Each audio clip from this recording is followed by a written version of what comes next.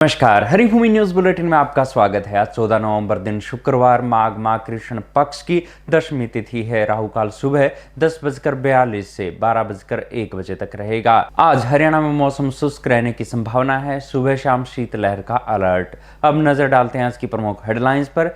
बाबरी का बदला लेना चाहते थे आतंकी, देश में 32 कार धमाकों की थी साजिश। दिल्ली कार ब्लास्ट उसी का था हिस्सा। तुर्की से दिल्ली ब्लास्ट की प्लानिंग का दावा। सेशन ऐप से मिल रहे थे निर्देश। तुर्की ने आरोपों को नकारा। 1962 जंग के बाद बंद न्योमा एयरबेस फिर से शुरू। लद्दाख में चीन बॉर्डर के पास 13,000 फीट की ऊंचाई पर बना। एयरफोर्स चीफ ने एयरक्राफ्ट किया लैंड। पुणे में 25 गाड़ियां टकराने से 9 की मौत, मरने वालों में 5 जिंदा जले। ब्रेक फेल होने से कार से भिड़ा ट्रक, दोनों में लगी आग। आज आएगा बिहार चुनाव का परिणाम। एग्जिट पोल में एनडीए को बहुमत। बड़ी वोटिंग से एनडीए व इंडिया दोनों गठबंधनों की बड़ी चिंता। अब खबरें विस्तार से। सबसे पहले बात करते हैं 10 नवंबर को दिल्ली में हुए ब्लास्ट को लेकर बड़े खुलासे की। आतंकी 6 दिसंबर को बाबरी मस्जिद गिराने के दिन दिल्ली समेत देश के 32 हिस्सों में कार धमाके करने की साजिश कर रहे थे। इसके लिए अलग अलग Brezza, Swift Dzire, EcoSport और i20 जैसी 32 कारों का भी इंतजाम किया गया था, जिनमें विस्फोटक भरकर धमाके किए जाने थे। दिल्ली में हुआ कार ब्लास्ट भी उसी का हिस्सा था, जिनमें से अब तक 3 कार बरामद की जा चुकी है तथा चौथी कार स्विफ्ट डिजायर की तलाश है। फरीदाबाद के उमर के ड्राइवर की बहन के घर खंदावली में मिली कार की जांच के लिए एनएसजी बॉम्ब स्क्वाड की टीम पहुंच चुकी है, परंतु अभी कार को खोला नहीं गया है। उमर नबी देश के दूसरे हिस्सों की तरह दिल्ली में भी 6 दिसंबर को हमला करना चाहता था, परंतु मुजमिल की गिरफ्तारी से प्लान चौपट हो गया। मुजमिल ने दिल्ली ब्लास्ट में मारे गए उमर नबी के साथ जनवरी में कई बार लाल किले की रेकी की थी। सुरक्षा एजेंसियों को शक है कि आरोपी 26 जनवरी को यहां हमला करना चाहते थे, परंतु पुख्ता सुरक्षा के चलते सफल नहीं हो पाए थे। गिरफ्तार किए गए 8 आरोपियों से पूछताछ से पता चला है कि अंतर्राज्यीय मॉड्यूल का केंद्र फरीदाबाद में था। इस मामले पर फरार चल रहे श्रीनगर निवासी संदिग्ध डॉक्टर निसार वहां डॉक्टर एसोसिएशन ऑफ कश्मीर के अध्यक्ष भी हैं। जम्मू कश्मीर सरकार ने डॉक्टर निसार को बर्खास्त कर दिया है। डॉक्टर मुजमिल खाद की बोरियां बताकर फरीदाबाद यूनिवर्सिटी में विस्फोटक जमा कर रहा था। 20 दिन पहले मुजमिल कमरे में कुछ बोरियां रखने आया था, तब पड़ोसियों ने उससे पूछा कि क्या है। जवाब में मुजमिल ने कहा कि ये खाद के कट्टे हैं, इन्हें कश्मीर ले जाना है। इस कमरे में 100 मीटर से दूर एक मकान में सीसीटीवी कैमरे लगे हैं। पुलिस ने फुटेज जब्त कर ली है। अब बात करते हैं तुर्की से जुड़े दिल्ली कार ब्लास्ट के दावों के। पीटीआई के सूत्रों के हवाले से बताया है कि दिल्ली ब्लास्ट की जांच कर रही सुरक्षा एजेंसियों को तुर्की की राजधानी अंकारा में बैठे एक विदेशी हैंडलर के सेशन ऐप से सीधे संपर्क का दावा किया है। जांच में पता चला है कि वो अंकारा से ही आरोपियों को एक्टिव फंडिंग और कट्टरपंथी विचारधारा फैलाने से जुड़ी पूरी कार्रवाई संभाल रहा था। प्लानिंग के लिए सेशन ऐप का इस्तेमाल किया जा रहा था। अधिकारियों ने बताया कि इस हैंडलर की पहचान कोड नेम उकासा से हुई है। उकासा अरबी भाषा का एक शब्द है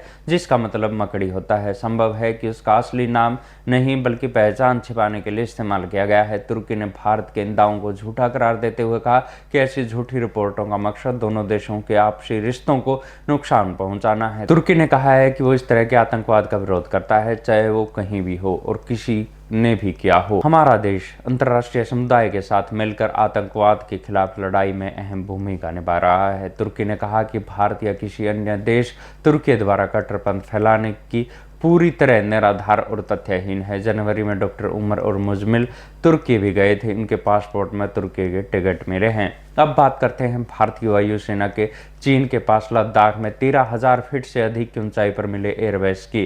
भारत ने 1962 की लड़ाई के बाद बंद किए गए पूर्वी लद्दाख में चीन की सीमा के पास न्योमा एयरबेस को बुधवार को फिर से शुरू किया गया। भारतीय वायुसेना प्रमुख चीफ मार्शल AP सिंह ने गाजियाबाद के हिडन एयरबेस से C-130J ट्रांसपोर्ट एयरक्राफ्ट उड़ाकर फिर से चालू किए गए न्योमा एयरबेस में लैंडिंग कर उद्घाटन किया। इसके साथ ही पश्चिमी वायु कमांड के प्रमुख एयर मार्शल जितेंद्र मिश्रा भी थे। न्योमा एयरबेस 13,710 फीट की ऊंचाई पर है।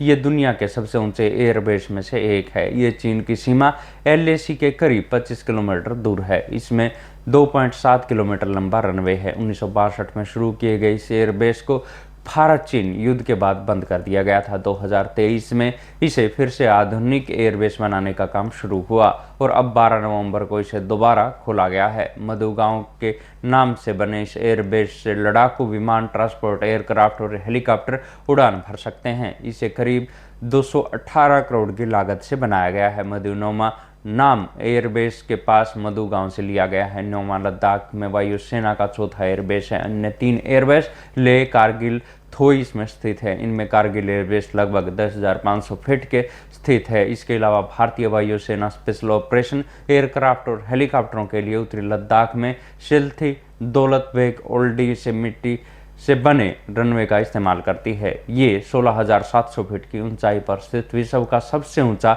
एयरफील्ड है। रक्षा मंत्रालय एलएसी से सटे सभी हवाई ठिकानों और एडवांस लैंडिंग ग्राउंड का आधुनिकीकरण कर रहा है। इसी कड़ी में दौलत बेग ओल्डी एएलजी में भी आधारभूत ढांचा मजबूत किया जा रहा है।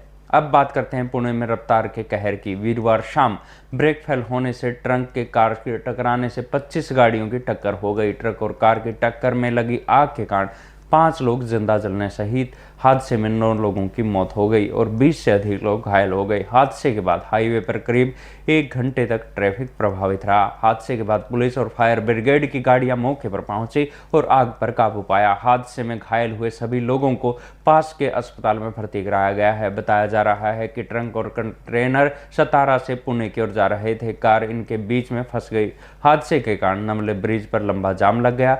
ट्रक में आग लगने से ड्राइवर बाहर नहीं निकल पाया और जलने से मौत हो गई। पीछे एक यात्री वाहन था, वो भी आग की चपेट में आ गया। इसमें 17-18 लोग सवार थे, सभी घायल हुए हैं। महाराष्ट्र के सीएम देवेंद्र फडणवीस ने हादसे में जान गंवाने वाले लोगों को श्रद्धांजलि दी और मरने वालों के परिवारों को 5-5 लाख रुपए देने के लिए ऐलान किया है। सांसद सुप्रिया सुले ने भी हादसे पर दुख जताते हुए घायलों को जल्द ठीक होने की कामना की है। और अंत में बात करते हैं आज आने वाले बिहार विधानसभा चुनाव परिणाम की। बिहार में 2 चरणों में 6 और 11 नवंबर को हुए मतदान के परिणाम आज घोषित किए जाएंगे। चुनाव के बाद आए 17 एग्जिट पोल बिहार में फिर से एनडीए की सरकार आने का संकेत दे रहे हैं, जबकि 2 एग्जिट पोल महागठबंधन के फेवर में है। 17 एजेंसियों के एग्जिट पोल्स 243 में से 154 सीटों के साथ एनडीए को साफ बहुमत मिलता दिख रहा है, जबकि महागठबंधन को 83 सीटें मिलने का अनुमान है। अमित शाह ने 16 अक्टूबर को बिहार के मुख्यमंत्री के बारे में पूछने पर कहा था कि विधायक सीएम को चुनेंगे। इसके बाद से विपक्ष नीतीश को